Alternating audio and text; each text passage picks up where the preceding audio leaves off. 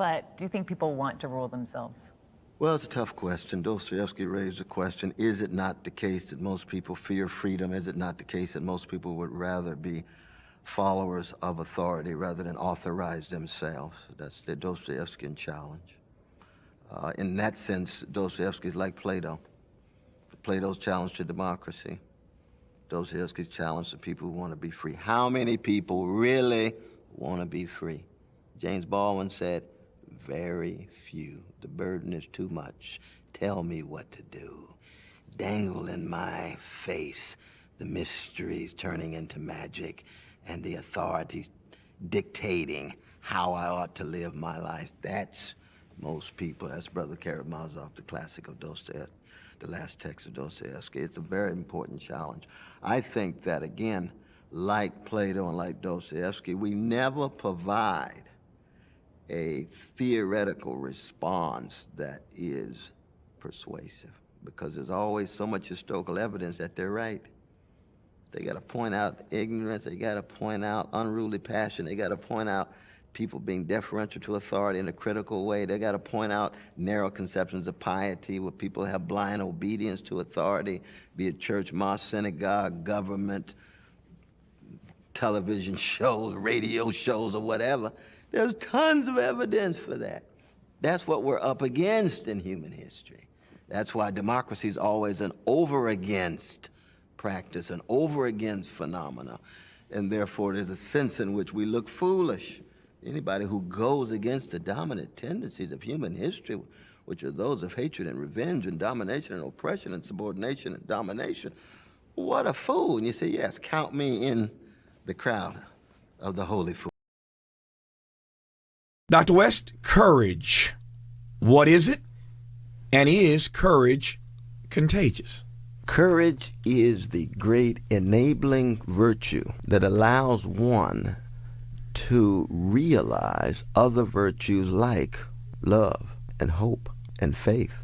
To have courage is to be willing to look unflinchingly at catastrophic circumstances and muster the will to overcome the fear, never to fully erase and eliminate the fear, but overcome the fear so that fear does not have the last word, or so that fear does not push one into conformity, complacency, or cowardice. Now, for me, in many ways, the opposite of courage is not simply cowardice, but it's even worse than that. It is indifference. And indifference to evil is more invidious than evil itself, precisely because indifference to evil is contagious. The great Abraham Joshua Heschel used to make this point in almost every text of his, and he's absolutely right. So that courage for me is always a difficult thing to discern and find. There's always not enough courageous folk around. There's too many folk that want to fit in. There's too many folk that want to just go with the grain.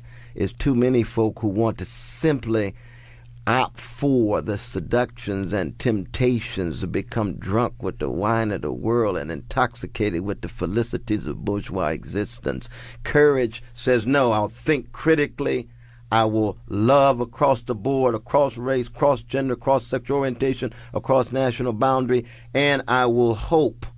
I will never allow despair to have the last word, but I will recognize that he or she who has never despaired has never lived, but never allow that despair to have the last word. Courage to think critically, courage to love, courage to hope.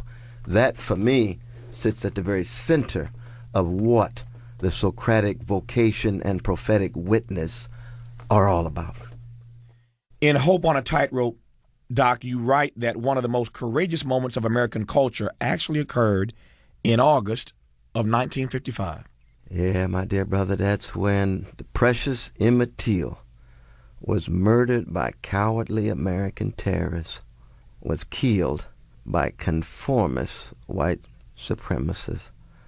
And Moms Till decided not only to have the funeral on the south side of Chicago, but to keep his casket open so that all the world could see the underside of American democracy, so that the gut bucket Jim Crow Mississippi way of life that had subjected and pushed black folk against the wall by means of violence and horror could be exposed to the world. And when she stepped to that lectern, my brother, and looked over and saw that his head was 5 times the size of his ordinary head, tears flowing, her only son, his father fought in the U.S. Army.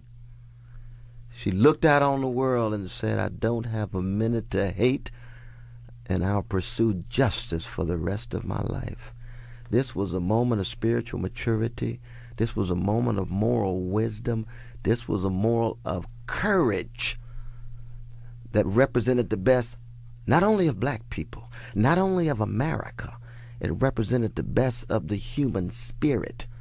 And it's precisely that courage to think critically, that courage to love, that courage to hope in the face of catastrophic circumstances like the death of her only precious son, that constitute a part of a larger tradition of black people that says we are terrorized, but we refuse to engage in counterterrorism. That we are dehumanized, but we refuse to dehumanize those who dehumanize us. We are being pushed to the gutter, but we refuse to stay in the moral gutter of the folk who are trying to keep us there. We take a higher ground. That's Martin King. That's John Coltrane. That's Ray Charles. That's Stevie Wonder. A whole host of witnesses that come out of the black context. And of course, we know that if, in fact, America responded to terrorism in the way black people responded to American terrorism, it might be a better world. Or to put it another way, if black people responded to American terrorism the way the Bush administration responded to 9/11, then there'd been civil strife, if not a civil war, every generation.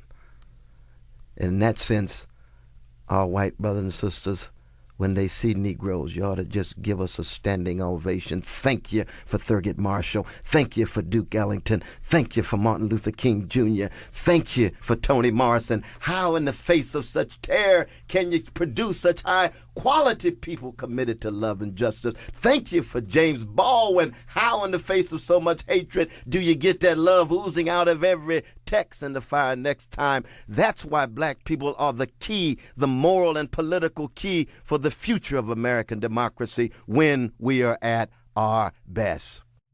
So I close where I began. Is courage contagious? You know, my dear brother, Immanuel Kant says on page 177 of the Critique of Pure Reason, examples are the go-kart of judgment. Bad examples, bad judgment. Great examples, great judgment. Courageous examples, courageous judgments. Courage is contagious. It has a way of oozing from one soul to another soul, one person to another person, if we are influenced by the examples of those persons who exemplify the courage to think critically, the courage to love, the courage to hope.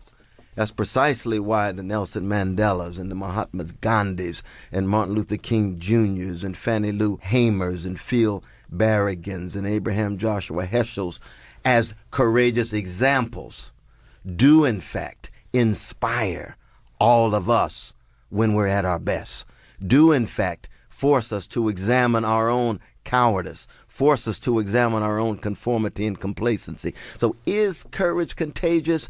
Yes, when we have examples of persons who we are willing to take seriously, we are willing to be unsettled by, we are willing to be challenged by, and hence attempt to aspire to the level that they exemplify.